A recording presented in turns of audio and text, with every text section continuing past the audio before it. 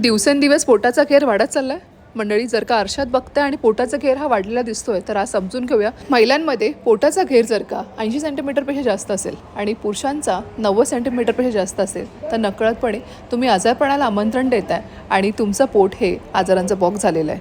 लक्षात घ्या, जेव्हा पोटावरील घेर वाढतो सर्वात प्रथमपणे लिव्हरवरती ह्याचा परिणाम होतो आणि तो म्हणजे लिव्हर हे फॅटी व्हायला लागतं, लिव्हरच्या भोवती फॅट साठायला लागतं आणि लिव्हरचं मेटाबॉलिझम हे स्लो व्हायला लागतं. दुसरं म्हणजे तुमचं ब्लॅडर म्हणजे जे मूत्राशय म्हणतो आणि संडाची जागा रेक्टम ह्याच्यावर प्रेशर क्रिएट होतो आणि त्यामुळे तुम्हाला लघवीला अर्जन्सी होते.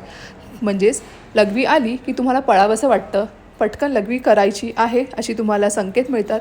तेच महिलांमध्येही होतं आणि हे जर का असंच घेर वाढत झाला की ते इनकॉन्टिनन्सचा क्रिएट होतो. आणि मग होतं काय, आपल्या शरीरामध्ये ब्लड प्रेशर मॅनेजमेंट करणारं रेनिन एन्जिओटेन्सिन मेकॅनिझम आहे ते बिघडायला लागतं आणि आपल्याला ब्लड प्रेशर उद्भवतो.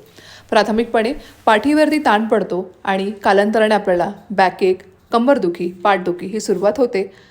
तर मंडळी, आजच तुमच्या पोटाचा घेर हा ट्रॅक करा, मेजर करा आणि नकळतपणे जर का तुम्हीही आजारांचा बॉक्स कॅरी करताय तर आजच हेल्दी लाईफस्टाईल ही चूज करा. धन्यवाद.